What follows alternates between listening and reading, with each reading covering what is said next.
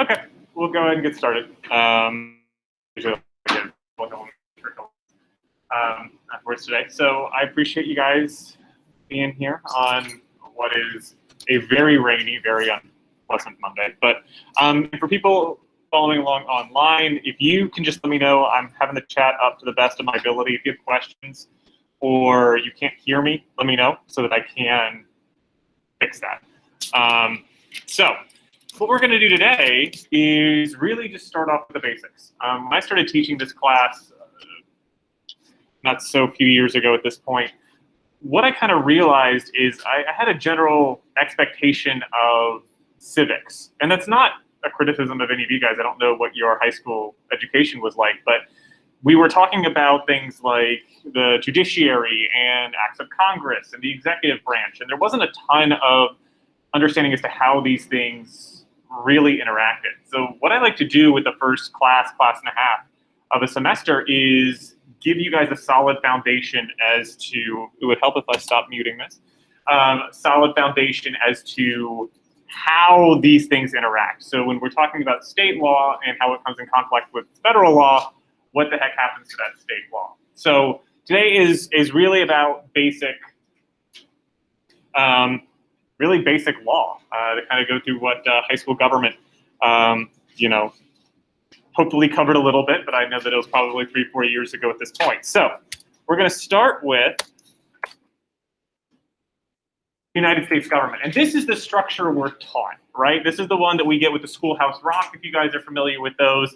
I got my 18-month-old son, I didn't get it for him, as part of his baby shower, was like, here's how the government works. And all it says is we have three branches of government. We got the judicial branch, we got the executive branch, and we got the legislative branch. And everything is nice and segmented, nice and easy to understand, and easily digestible. But the reality is something far, far, far different. So this right here is what the federal government actually looks like.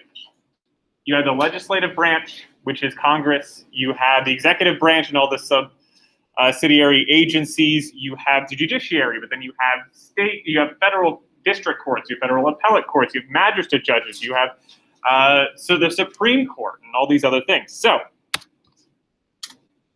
and then beyond the federal system, you have state governments. Now, these state governments, by and large, do follow the same general structure of the federal government. Now, you have some state governments that are monocameral as opposed to bicameral. Does anybody know the difference between monocameral and bicameral? I wouldn't expect so. Bicameral is 2 legislative bodies, House of Representatives and Senate here. Monocameral is 1 legislature, 1 sole legislative body. Okay, so that's the quick and easy version. Now, we have the Constitution, and that is what overlies all of this. It is the supreme law of the land. We have the Constitution. It was adopted in 1791. It was adopted in 1791, a whole 10 years after we defeated the British at the Battle of Yorktown. In those intervening 10 years, we had something called the Articles of Confederation. And the Articles of Confederation, I'm not an expert on, I don't pretend to be, but my understanding of them is that they were much more similar to like a NATO treaty or even something like the European Union light. They were certainly, the states were the supreme government. We were an semblance of states. And the federal government was basically there just to defend us in war if we needed to, but they had no ability to levy taxes. They had no ability to stop state governments from printing their own money, from setting up border tariffs, to doing any of these things. And so there was a lot of infighting, and there was no way for the United States to grow because we were essentially the country of North Carolina, the country of South Carolina, the country of Virginia. So in the 1790s, we all got together and said, like, this is not working. We're going to have the Constitutional Convention up in Philadelphia, and we are going to create this new federal government. Now, the Constitution grants specific powers. The understanding is that power derives from the state. But the federal government is an extension of state governments, and that doesn't change. However, this federal government and the specific federal powers given to it are going to govern the states. So in certain points, it grants specific powers.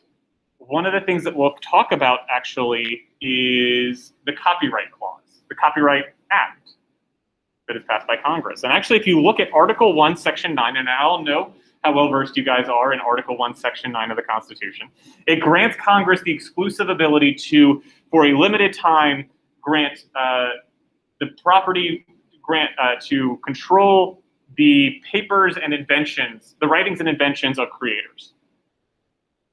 That is what the Constitution says. And so Congress has the ability to regulate copyrights, has the ability to regulate patents. And it goes into specific detail that the federal government only has the powers specifically granted to it by the Constitution. If it is not a power granted to it by the Constitution, the federal government has no power to legislate in that area. And some of the areas that we will see throughout the semester, this is actually a big thing, does the federal government even have power to regulate this? But a good example is regular crime. One guy beats up another guy in a bar. That is not a federal case because there is no federal grant of power for regular assaults. Now, we do have federal criminal acts, but those are going to be for specific federal issues. You'll notice that when we have federal crimes, by and large, crossing state lines is a big thing because then it becomes a federal case. So we'll get into that a little bit more, but the federal government only has powers that you can specifically identify in the Constitution. The Constitution also restricts powers. It says Congress, the federal government, shall not have the power to do the following: restrict speech, engage in unreasonable searches and seizures. They do not have the right to force an individual to incriminate themselves or to discriminate on the basis of race, gender, or national orientation. No, race, national orientation. It cannot deny the woman the right to vote. It cannot deny, and it cannot stop people from worshiping freely in the First Amendment.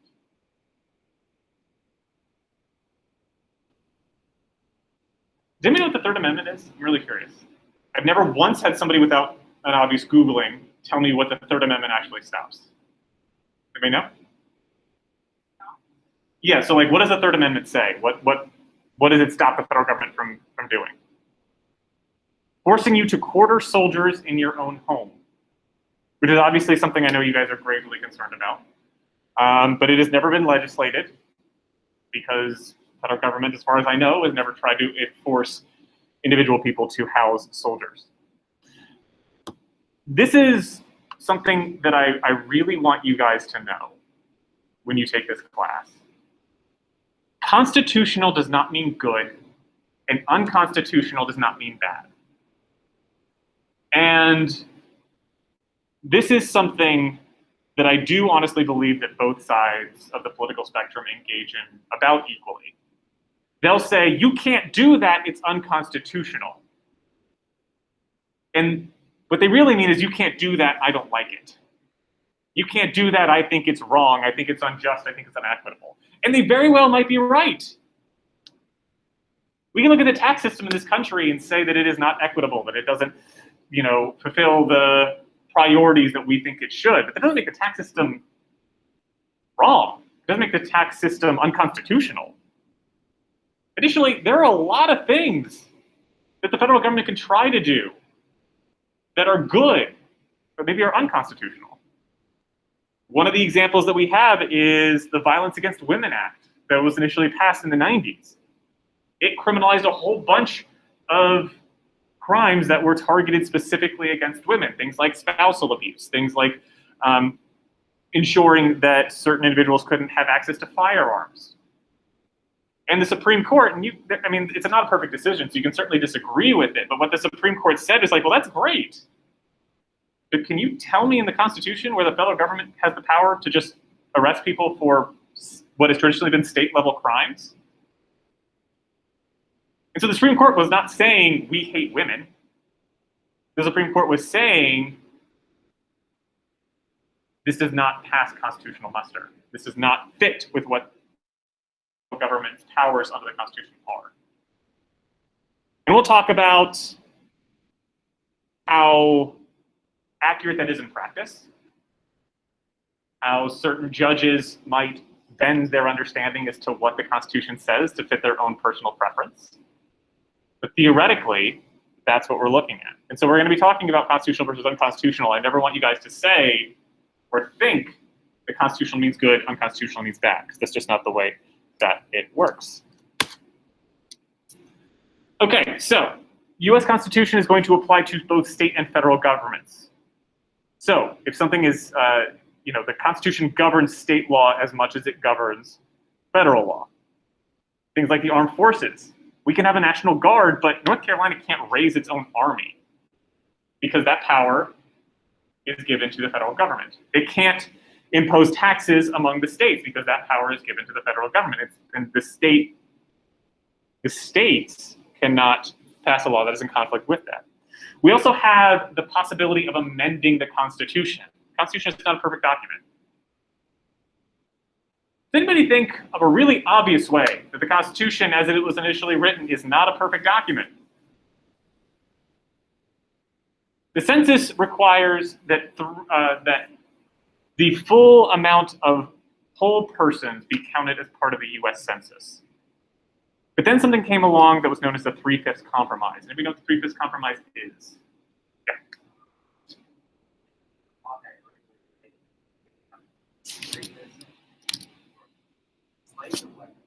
Slaves. But unfortunately, at the time, there wasn't much difference.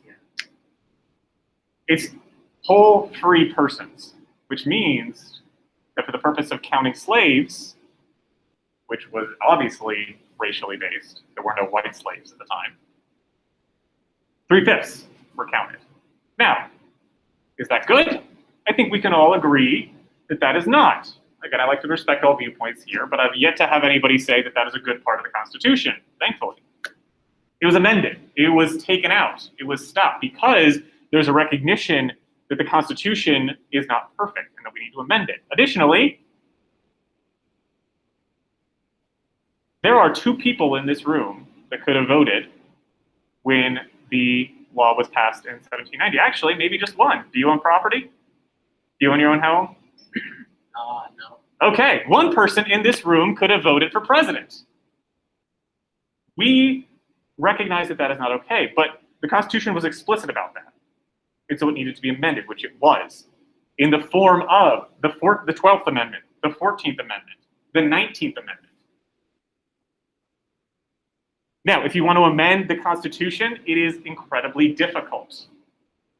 And I would possibly argue, in today's political climate, impossible. Because it requires 2/3 of Congress, which is 67 senators and something like 300 and something representatives. And then you need 3/4 of state legislatures, which is 38 of them. I cannot think of a single issue in this country. Maybe I'm wrong. If you can think of one, please tell me. I cannot think of a single issue in this country in which we can get 38 individual states and 2/3 of the House of Representatives and 2/3 of senators to agree. I personally can't think of one, but that is how the Constitution is going to be amended. And this comes up with a really interesting thing. Does anybody know what the Equal Rights Amendment is? Okay, so the Equal Rights Amendment says that it is illegal, or it is essentially that the government shall not discriminate against any person on the basis of gender. I think it's on the basis of sex. Now, this was a constitutional amendment that was passed in the 1970s and was, adopted by 2/3 of the House of Representatives, 2/3 of the Senate, but has only been adopted by but at the time was only adopted by 35 states. Not enough, not for one. That means that 2/3 of the federal government agreed with it, and the vast majority of the states agreed with it, but 15 states held out and said no. Therefore, there is no explicit ban for the government discriminating on the basis of sex. We also have a very, I think, interesting conversation about the meaning of sex and gender that is much different now than it, say, was 50 years ago. It is not really in the context of this class, but it does highlight the language that is used and become outdated or at least murky and vague in a very, very short period of time.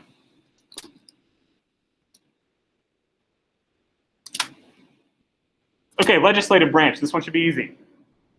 Passes laws, consists of 100 members of the Senate. So little old Wyoming, which has the fewest, as far as I know, the fewest number of citizens in the United States, they get 2 senators. California, who has something like 30 million people in it, also gets 2 senators. So you're a state, you get 2 senators. Congratulations. House of Representatives divvies up by state. 435. California is going to heck of a lot more than Wyoming. I think California has 53. Wyoming has 1. That all adds up to 538 votes. Now, we spent pretty much all of 2020 talking about the number 538. Do we know the significance of 538 in politics? There's a website called 538.com. Anybody know why it's called 538?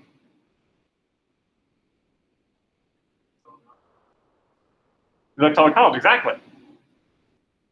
538 votes. Each state gets an electoral vote for a senator.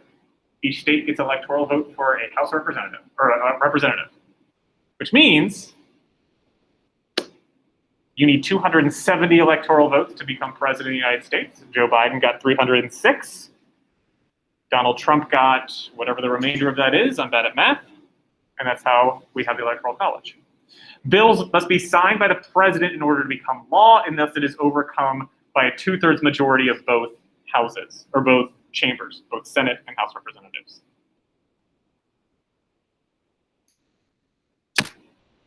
Okay, executive branch.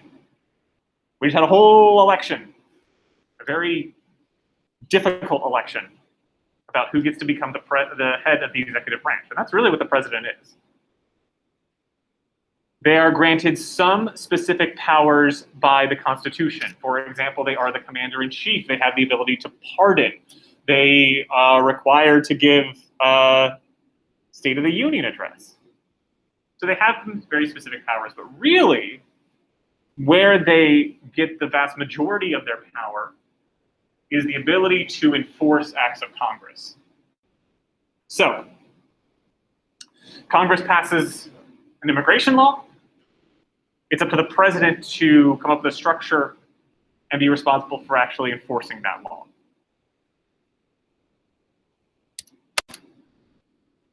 And this is where this whole 3 branches of government thing really tends to fall apart when you look at it with more of a fine-tooth comb.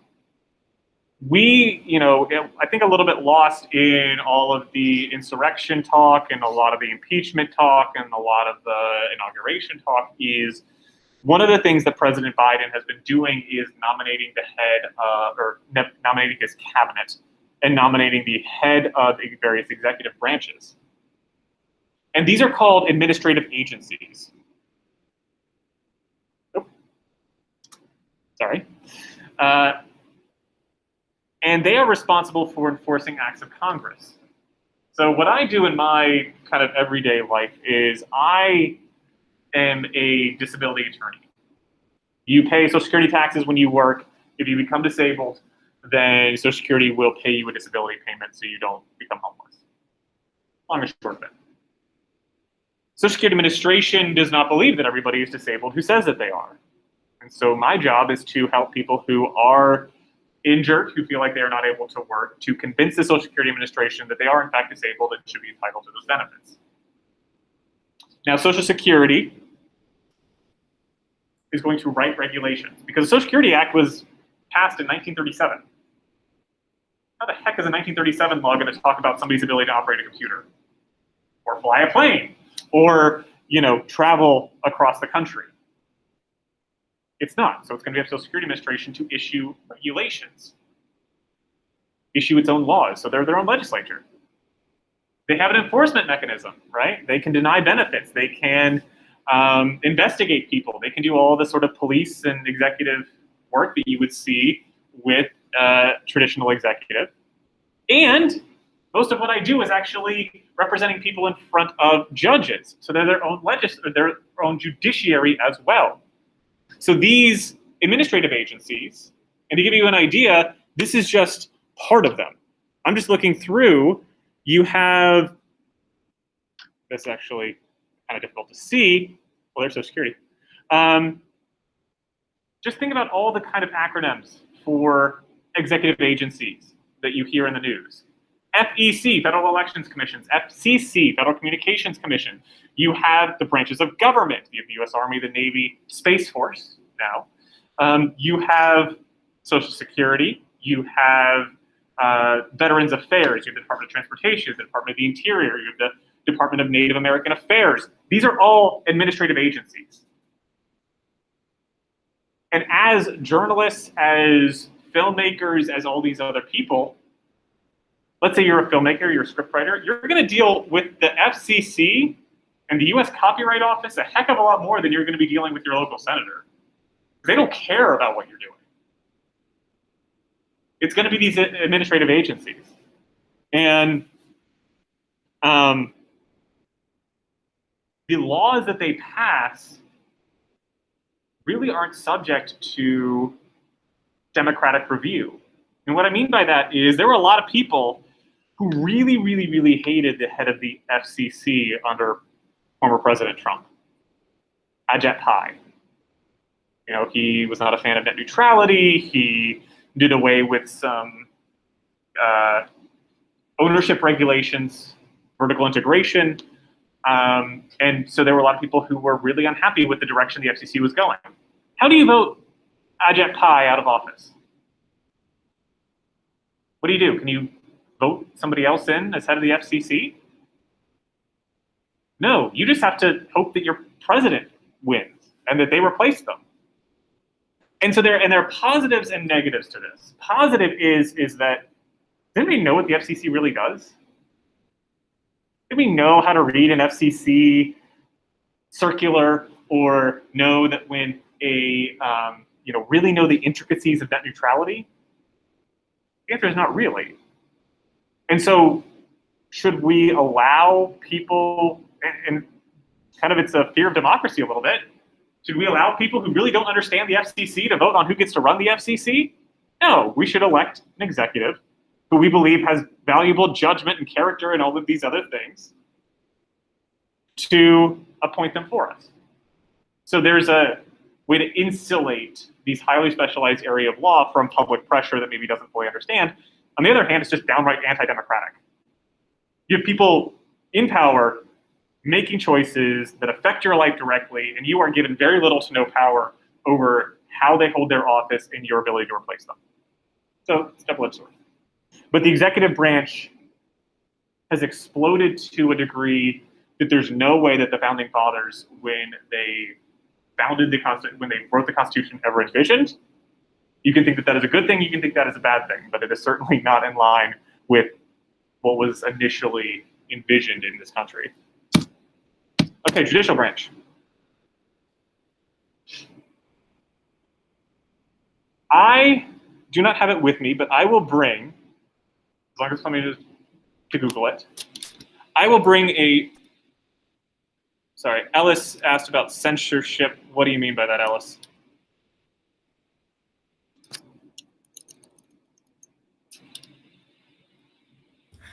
I believe he said that when you were asking what the FCC was. Oh, sorry, Ellis. Yeah, they do deal with censorship. They deal with things that are allowed when they deal with what is and is not allowed on television and things like that. We'll talk about the FCC in a fair amount of detail. Okay, so I have, not with me, but I promise I will bring it next class, an actual $5 bill that I will give to anybody in this class that can tell me all 9 people on that board right now.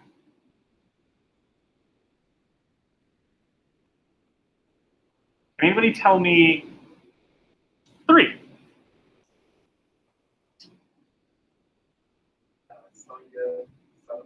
Sonia Sotomayor. Amy Coney Barrett. Clarence Thomas. Good. I'll bring you a shiny $1 bill next class. So we can look. We got Sonia Sotomayor, Samuel Alito, Elena Kagan, Clarence Thomas, John Roberts, Stephen Breyer, Brett Kavanaugh, Neil Gorsuch, Amy Coney Barrett. These 9 people, even individually, there is a strong argument that they are more powerful than any individual senator, and sure as hell more powerful than any individual congressperson. These are the Supreme Court justices of the United States. Why are they so powerful? The judicial power of the Constitution is outlined in Article 3. Article 3 states that the judicial power in the United States shall be vested in one Supreme Court. Chief Justice handles the impeachment of the president. I never had to really highlight that prior to about 12 months ago, because we've only impeached a president twice in this country. Andrew Jackson? One of the Andrews? Jackson? Okay, Andrew Jackson. Question myself for a second. Bill Clinton. Former President Trump has been impeached twice. Impeachment is the indictment. Because you'll oftentimes hear a lot of people say, Bill Clinton was impeached, or Bill Clinton wasn't impeached, or Donald Trump was impeached or wasn't impeached. Both of them were impeached, and at least in Donald Trump's first impeachment trial, they were acquitted. So it's kind of like you get indicted for a crime and then found not guilty of a crime. So, for an impeachment trial, the Chief Justice will be essentially the trial judge. There are a couple of instances in which the Supreme Court of the United States has what we call original jurisdiction, which means that they are the first court that is going to hear a particular case. 99% of the time it's very boring, because it's most of the time it's suits between states, like North Carolina suing South Carolina, and most of the time it's over a river. Like North Carolina says, we have that river, and South Carolina says, no, we have that river, and so then they go sue it, they go to the United States Supreme Court. That was not quite as, it wasn't quite as boring when Texas sued Pennsylvania, Wisconsin, Georgia, and Arizona. And Texas, the government, the state of Texas, acting through their attorney general at the time, sued saying that the way Pennsylvania, Georgia, Wisconsin, I think it was Michigan and Arizona, I think they sued all of them. The way they counted their presidential votes, these allegations of voter fraud, voter irregularities, whatever you want to call them, you elected the wrong president, and we are going to sue you. And the Supreme Court said, no, that's not how it works. They dismissed it for lack of standing. However, they at least got in the door of the Supreme Court because it was a state suing another state. Okay. Now, Congress then has the ability to appoint inferior courts. We talk about people suing each other in federal court all the time. It's very kind of fun. It's like kind of a cool thing to say in a script. We'll see Social Network here towards the end of the semester, and there's a big scene where one of the Winklevis say, you know, we got to sue this guy in federal court. Federal court sounds really scary and damaging. Federal court doesn't need to exist. Constitutionally, we need to have those 9 people in the Supreme Court. And if Congress wanted to, theoretically, they could, over time, whittle down the Supreme Court to one person sitting in a basement somewhere, and that is the judiciary of the United States government. All of these federal courts are created by Congress. One of the benefits you get to being what's called an Article 3 judge, you are appointed pursuant to Article 3, you get lifetime appointments. And it creates this kind of really morbid thing that I think everybody should be kind of vaguely uncomfortable with, regardless of whether or not you're a Democrat or Republican or conservative or liberal, but like the Supreme Court does a lot of really, really, really, really important stuff. And they can't be removed except by being impeached, which is very rarely, if never, going to happen, or by dying. And so right now we have a 6-3 conservative split to the Supreme Court, right? That's not a political statement, that's the reality. I think that's a good thing or a bad thing. But if you're a liberal person who's hoping for more liberal interpretation of the Constitution and laws, you're in a position where you're rooting for somebody to die, right? You're like, we got Joe Biden in the office, and we got him up for at least 4 years. Like, you're kind of rooting for a heart attack against Clarence Thomas from a purely political standpoint. Ruth Bader Ginsburg was one of the more brilliant jurists of our time, as was Antonin Scalia, both of whom died while in office. And the first reaction from a lot of people was, well, what does this mean for the balance of the Supreme Court? It's really sad that one of the great legal minds in Scalia and Ginsburg passed away. It was, well, who do they get to appoint now? And we're very unlikely to see a liberal majority in the Supreme Court because justices have the ability to retire. And so if you're a conservative, you're going to want to retire during a Republican president. If you're a liberal, you're going to want to retire during a Democratic president. That's not a partisan issue. Very rarely does somebody retire while their political opponent or is in office. Okay. Then we have 12 circuit courts. So we have the Supreme Court, 9 people. And another big thing, part of the election, was when the Republican Senate rushed through confirmation of Amy Coney Barrett, there was talk of court packing. And now that's a word that you might hear that I want to explain to you guys. Court packing does have essentially is you add seats to the Supreme Court. Right now there's a 6-3 conservative majority in the Supreme Court. They can strike down laws that they find unconstitutional. They can interpret laws in a more conservative slant. You're President Joe Biden. You're a Democratic Senate. You're a Democratic House. And you think, man, I'd really like to have a liberal majority. Now you can go out and you can assassinate a couple of conservative judges, probably not the smartest or most ethical or morally right thing to do. Or 9 people in the Supreme Court all of a sudden becomes 13 on the Supreme Court. President Biden is given the ability to appoint justices. Presumably they're going to be liberal. A democratically controlled Senate is going to approve those. And all of a sudden,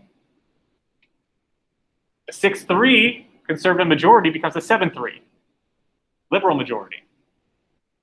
This almost happened once before in this country. In the 1930s, when a conservative Supreme Court was routinely striking down Franklin Delano Roosevelt's New Deal policies. And the story goes that FDR called the Chief Justice into his office and said, do you like your 9 justices? Either start approving my laws and magically finding them constitutional, or you're not going to be Chief Justice anymore because I'm about to appoint 4 of my own guys. Shockingly, the Chief Justice of the Supreme Court stopped finding all these laws unconstitutional. So, this is kind of, you had these structures that we set up, and like everything, they're subject to politics. But it creates this really interesting thing, and this is one of the things that is really kind of difficult to conceptualize. Until you realize that judges, while very smart, oftentimes are inconsistent with each other. It's why we have 9 justices, because if one judge was able to say what the Constitution said every single time, we wouldn't need these 9 people. So you can have, and you also have circuit courts. These circuit courts, there are 12 of them, and they are responsible for geographic areas. We are in the Fourth Circuit. It encompasses West Virginia, Virginia, North Carolina, and South Carolina. So if you have a federal issue, it's going to be reviewed by the Fourth Circuit. And the Fourth Circuit has a really robust case law, from all things like copyright to free speech to Department of Transportation regulations and its securities and exchange regulations, right? It's almost like insular body of law. But it might be different than the Eighth Circuit, which is going to be looking at North Dakota, South Dakota, all the way down to Arkansas, or the Ninth Circuit, which is out west in that purple, or the Second Circuit, which is going to be New York. We're going to be looking at a lot of cases from the Second Circuit and the Ninth Circuit, because that is where LA is, and that is where San Francisco, or LA is, and that is where New York is. Shockingly, there is not a ton of entertainment law that happens in the Fourth Circuit where we are. There's some, more than, say, in the Eighth Circuit, but not a ton. And so you have this idea of what's called circuit splits, where you have identical legal questions. And a legal question in this case is, when you take a sample, a really small sample, like a couple of notes from a piano or a very, very, very short bass line, it isn't really infringement in and of itself, but you're actually stealing the recording, whether or not that's copyright infringement. We'll get into that later on in the semester when we start talking about copyright infringement in a little bit more detail. But the Fifth Circuit, which is up in, sorry, no, the Sixth Circuit, which is like Ohio, Michigan, they say, yeah, it's absolutely infringement. Doesn't matter if you're taking, it's literally a quarter of a second sample. Doesn't matter how much you're taking, it's copyright infringement. Ninth Circuit says no. It doesn't mean it isn't copyright infringement, but you just have to look at it on a case-by-case basis. And so you have federal law where two people doing the exact same thing. One of them's in Michigan, one of them is in California, same law, same facts, same everything, but it's illegal in Michigan and legal in California. And that's it. That's the way it is. That's the way the federal system works. Now, oftentimes, the Supreme Court will be asked to step in and say, hey, Supreme Court, would you mind clearing this up for us and telling us what it actually is? I'd appreciate that. But they don't have to take it. Supreme Court is given discretion to grant what is called certiorari, oftentimes called a granted cert. Supreme Court does not have to look at any case it does not want to. And oftentimes will say, we're good. There's a big circuit split when it comes to things like the Fair Labor Standards Act, which affects you guys in terms of unpaid internships. So whether or not those are legal or not. Most of them probably aren't legal, if I'm being honest. But if the employer isn't going to sue, the employee isn't going to sue, who's really complaining? Okay. So what does judiciary actually do? We talked about the structure of it, why these 9 Supreme Court justices are given essentially lifetime appointments to be some of the most powerful people in the country. For our purposes, the judiciary is primarily going to tell us what the law is. What does the Second Amendment state? Does anybody know like the wording of the Second Amendment? The right of the people to, it's for the purpose of maintaining a free militia. I might get this slightly wrong, I apologize. But I believe it's people, the people for the purpose of maintaining a free militia, the rights of the people to keep and bear arms shall not be infringed. What were arms? What were guns like in the 1790s? You had a musket that you had to like pour in the thing, and you could shoot one. It would probably hit your own side just as likely as it was to hit the other guys. And everybody lined up nice and easy, and they just shot at each other. Maybe you got a cannon somewhere. You got a guy on horseback. That was it. And so the Second Amendment hasn't been updated. It hasn't been repealed. It hasn't been replaced. How does the Second Amendment deal with an AR-15 or a hand grenade? If you look at the wording of the Second Amendment, The rights of the people to maintain arms shall not be infringed. A plain reading of that means that anybody in the world can have a tactical nuclear weapon sitting in their suitcase and the government can't do a darn thing about it because that is an arm and the Constitution says you can't infringe my right to bear that arm. You look at the wording of the First Amendment, Congress shall make no law that infringes the right of speech. Me telling the North Koreans what our nuclear codes are, that's speech. If you take the First Amendment and you take it at face value, the government can't stop me from doing that. Because it would be infringing on my right to free speech. Obviously, that is not how a functioning democracy can work. It just isn't. So we leave it to the judiciary to say, well, when does shall not be infringed actually mean shall not be infringed? What can be acceptable, what can't be acceptable? And one of the things that we are going to talk about that I think we have to is the limitations of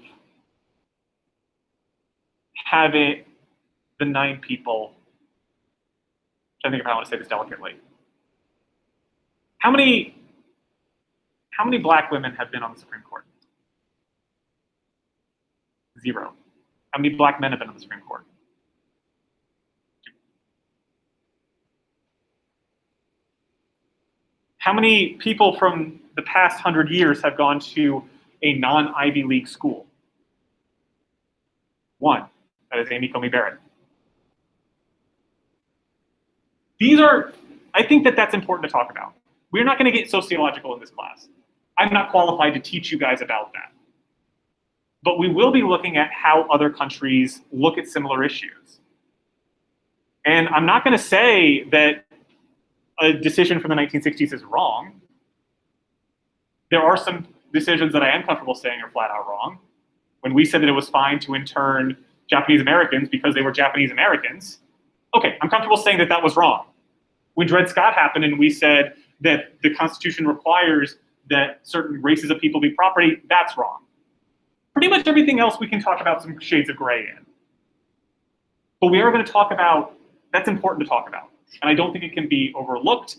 And I think that if you do, you are simply willfully blind, okay? And that's why I think it is important that we're able to talk in this class. Because these are not easy issues, and it's going to be beyond just what these words on a page say, because everybody's going to read those things differently. Okay. Oh, sorry. Precedent. It's a word you're going to hear a lot.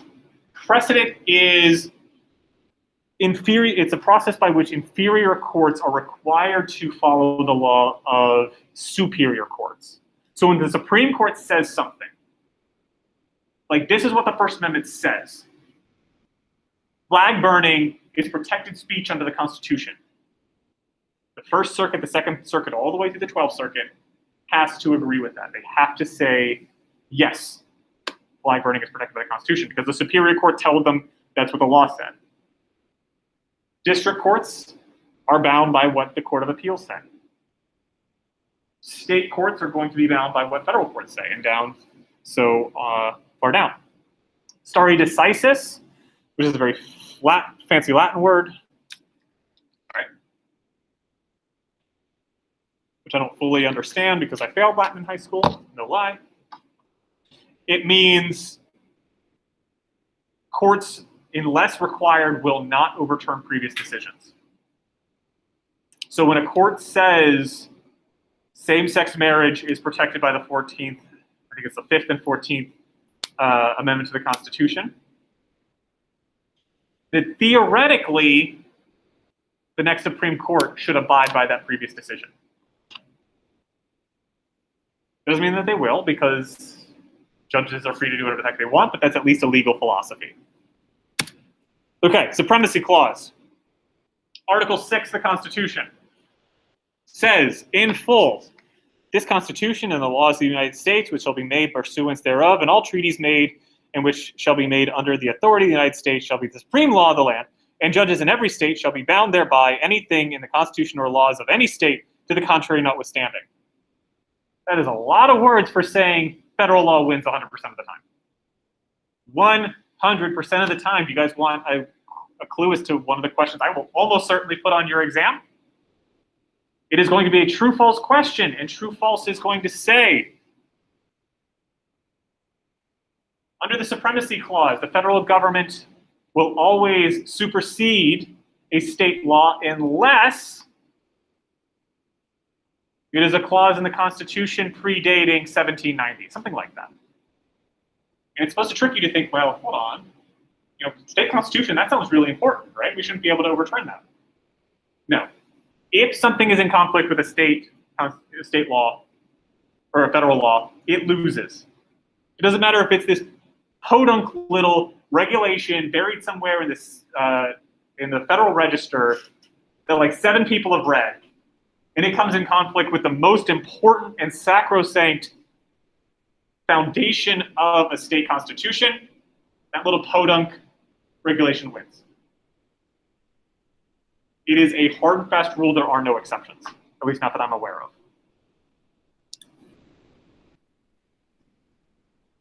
Any state or local law that comes in conflict with federal law is invalid.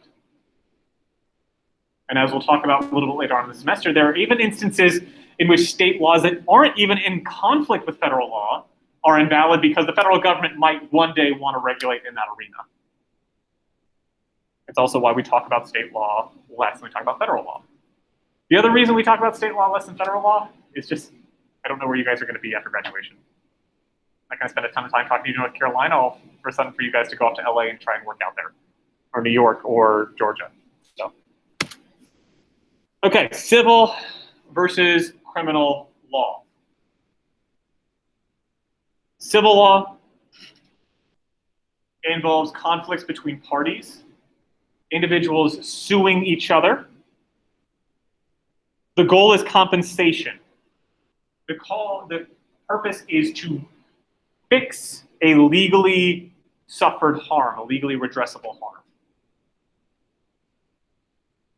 The example is an auto accident. I'm driving my car, you're texting on your phone, you don't realize that there's a red light, you go through the red light, you hit me.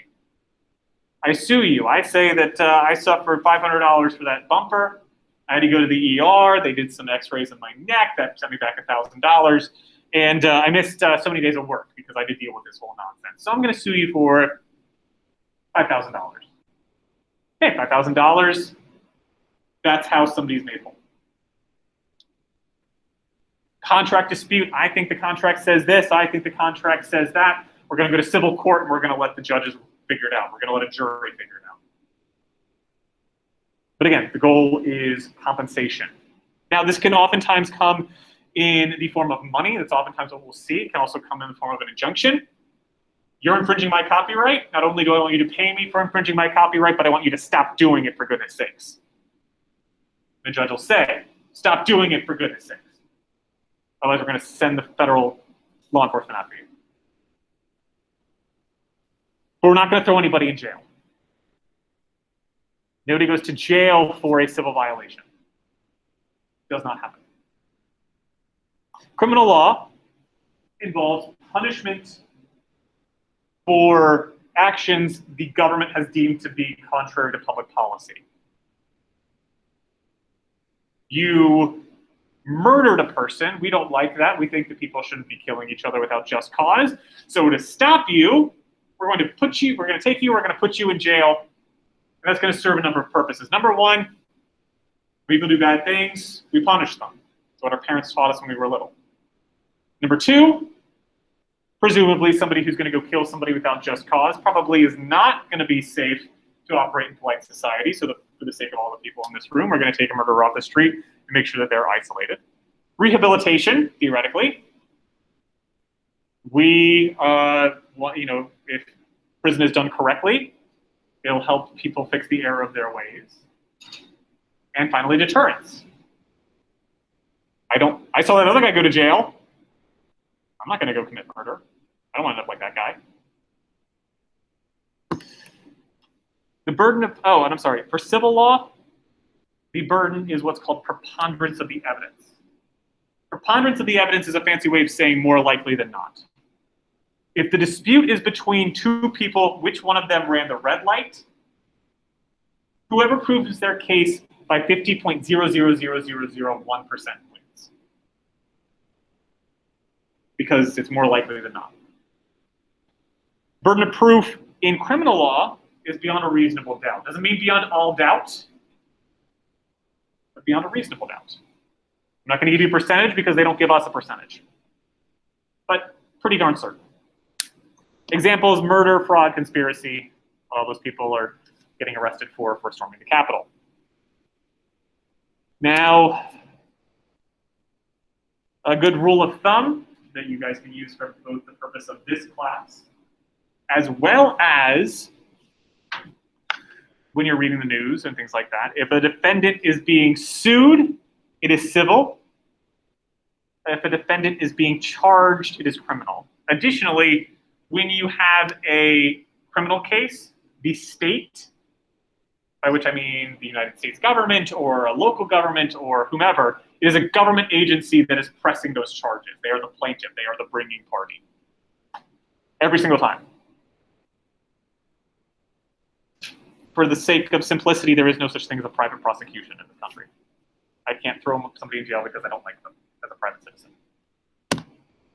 So this is a book called If I Did It, Confessions of the Killer. Who wrote If I Did It?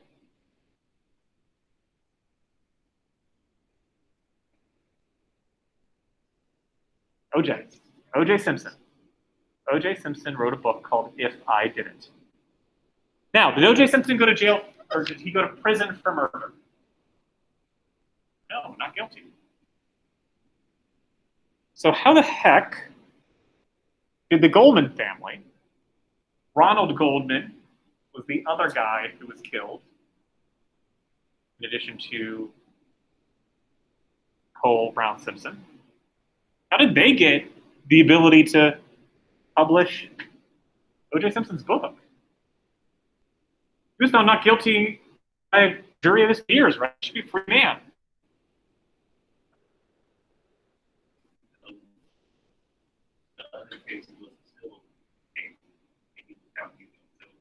He's found liable in the civil case. Exactly. So he's found not guilty in the criminal trial, right? And they can't try him again.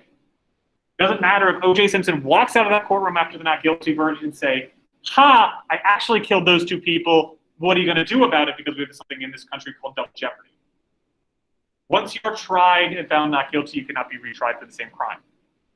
That is a difference that we have from other countries. In civil and it's important that the jury in the O.J. Simpson trial did not find him innocent. They didn't say, you didn't kill those two people. They said, the prosecution did not prove beyond a reasonable doubt that you killed those two people. And that is what the that is what the standard burden of proof is for criminal cases. But after that, the Goldman family sued O.J. Simpson, saying, you are directly responsible for the wrongful death of our son. And a jury of 12 people, at which O.J. Simpson had to testify, because he no longer had a Fifth Amendment right to not incriminate himself, he'd been found not guilty.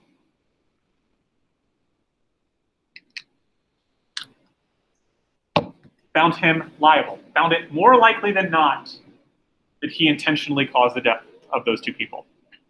And the Goldmans got millions of dollars in judgment, including the ability to seize any future assets. And when you write a book, what do you get when you write a book? What interest? Fancy thing that you get to call. Very bad way of asking that question. Let's tell you the answer. It is a copyright. You get a copyright in it. Copyright is a property interest. It has value. Therefore, the court said, look, you still owe the Goldmans millions of dollars because you turned out to be a lot broker than we thought you were. So they get interest in it. And that's why they got to publish a book. It's actually called If I Did It, but do you notice if right there? Yes, he's squinting, right? So that is how the government works. A lot more complicated than what Schoolhouse Rock told us, right? Anybody have any questions about that? Does anybody have any questions about the civics lesson that we start this class with? All right, last 10 minutes, we're going to start with our next conversation about the First Amendment. Nope. Oh, I don't know why that got messed up. I apologize. Okay, so the First Amendment, I am going to say, and I am very comfortable saying this, is the most important aspect of any amendment to the Constitution. You might have an argument that the Equal Rights Amendment, or not Equal, sorry, the Equal Protection Clause, the 14th Amendment. Okay, that's a pretty good argument too, but in terms of the structure and fabric of the country, both from a religious and speech standpoint, I think that the First Amendment is going to set us apart from other countries more than anything else. At least that's my opinion. First Amendment says the following: Congress shall make no law respecting the right and establishment of religion, or prohibiting the free exercise thereof, or abridging the freedom of speech, of the press, or the right of people to peaceably assemble and to petition the government for a redress of grievances. That's it. That's all it says.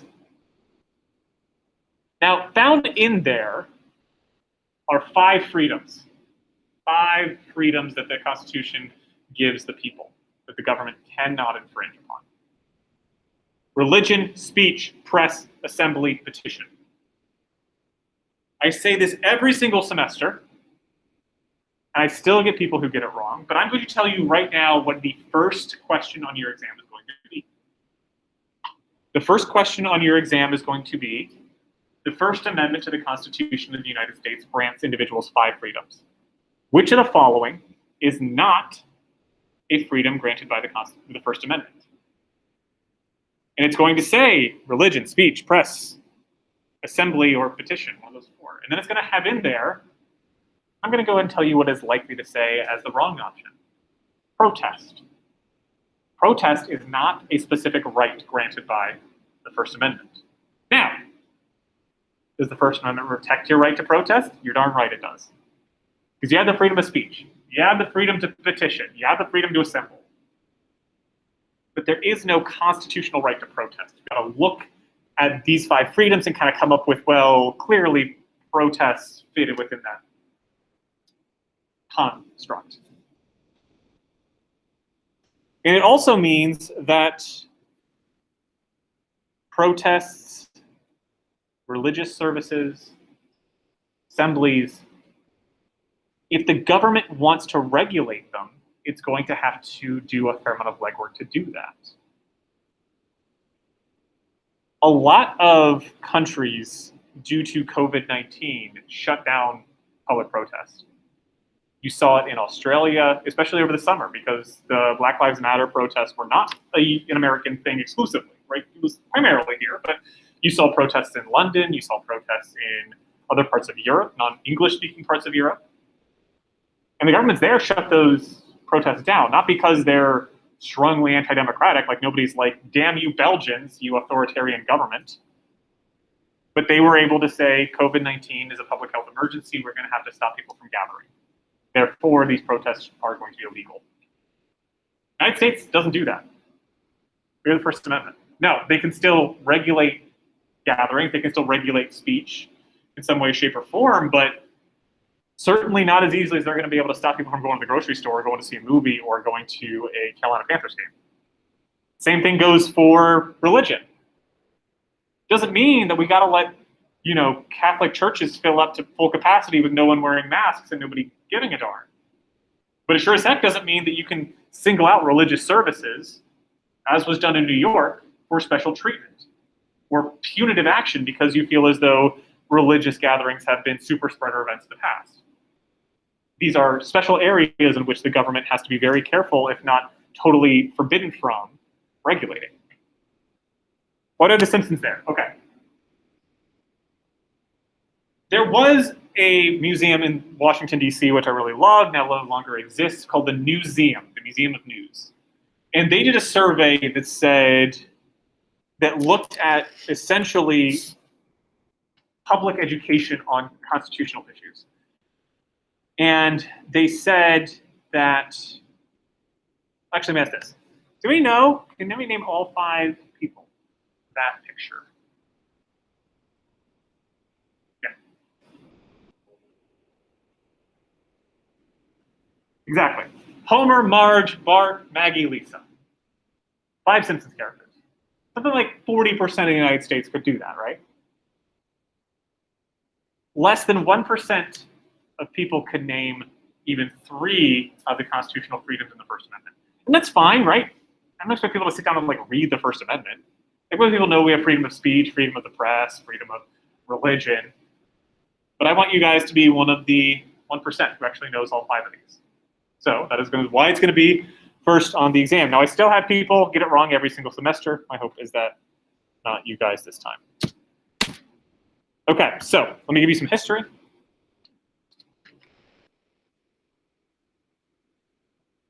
Sorry, this was easier when I didn't have to wear this. Okay.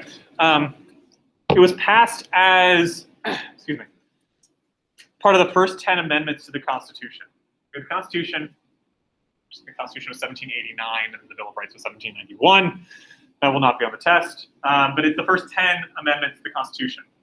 It was a push by the Anti-Federalists to kind of rein in what they believed to be the unfettered power that the federal government was going to get. So they were going to say, look,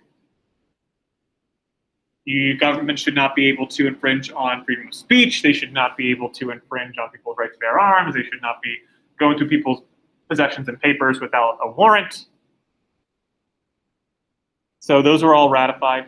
Do you know how long it took them to write the Bill of Rights? Like, this is an incredibly important thing, right? Like 3rd graders know what the Bill of Rights is. James Madison wrote it in a day. As like a throwaway thing that he gave no thought to, which I find incredibly fascinating. To me, anyway. And because the reason it was a throwaway thing was because not because James Madison didn't care, but remember the federal government, when it was envisioned, was supposed to be incredibly limited in its power. It was supposed to make sure that states weren't getting out of line, and it was designed to ensure that we had military, that we had good foreign relations, that we were able to present a united front abroad. But overall than that, we're just going to let the states do whatever the heck they want. And so when the Anti-Federalists were demanding this Bill of Rights, saying, we want freedom of speech, we want freedom of the press, we want all these things, James Madison and George Washington and Alexander Hamilton were like, we don't have that ability anyway. The Congress doesn't have the ability to regulate speech. Why are you asking us to put in something limiting our power on something we don't have? So I'm not a historian, I don't pretend to be, but I always did wonder if a lot of these ambiguities that we see in the Second Amendment, the First Amendment, the Fourth Amendment, were just like laziness on behalf of James Madison. There's a really strong argument that that's what it was. And that all of these, really important, like society-changing rules that we have in this country were just because James Madison didn't take it that seriously. That's just my theory, though. Anyway, and the reason he was right for what it amounts to be the majority of this country is that for the longest time, the Bill of Rights was only a check on the federal government. So we're not allowed to have a national religion in this country, right? Joe Biden is Catholic. He can't say, congratulations, everybody, we're all Catholic now. Kind of like the UK does with the Church of England, ostensibly. Because, right, the First Amendment says no establishment of religion. But up until 1920s, we could have had an official Church of Delaware, an official Church of South Carolina, a ban on atheists or Muslims or Jews holding public office. And it was fine, as long as it wasn't a federal office. Because there wasn't this understanding, this wasn't this interpretation of the Constitution that says the First Amendment applies to the states. It was only in 1923 with Myers versus Nebraska where that happened. That was less than 100 years ago. 100 years ago, North Carolina could lock people up for saying something they didn't like. Now North Carolina had its own freedom of speech freedom of speech provision. And it wasn't until the 14th Amendment, and it's actually, so 1925 was speech clause, 1931 was press clause. That's what they were incorporated against the states. And that's because the 14th Amendment was passed in the 1860s. What had happened right before that? What was going on in the 1860s? A lot of people died in it. Civil War. A lot of people died in the Civil War.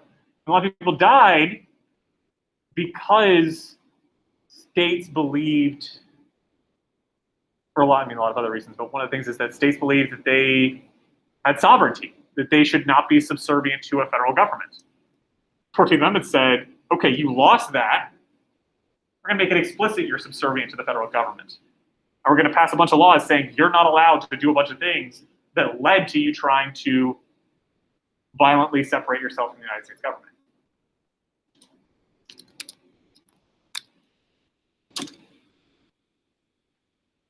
And so what I'll leave you with for class today is the text, just an example of the ambiguity. The text says Congress. Congress has a very specific meaning. It is the House of Representatives, and it is the Senate. As we know, there are a heck of a lot more people than just those 430 or 530. So 535 senators and Congress people. Does anybody know where the other 3 electoral votes come from? Who gets to vote for president that does not get to vote for a senator or a congressperson? There are about 300 to 400,000 people in this country that can do neither.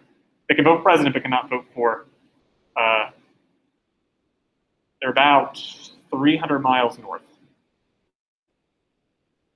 Citizens of Washington, D.C. cannot vote for Congress, but they can vote for president. So that's where those other 3 people come, the electoral votes come from. But as we know, Congress is only one avenue by which control can be exerted over populations. We have presidents, we have state governments, we have local governments, we have police officers, we have teachers. Who among them is going to be bound by the First Amendment? Am I bound by the First Amendment when I'm teaching this class?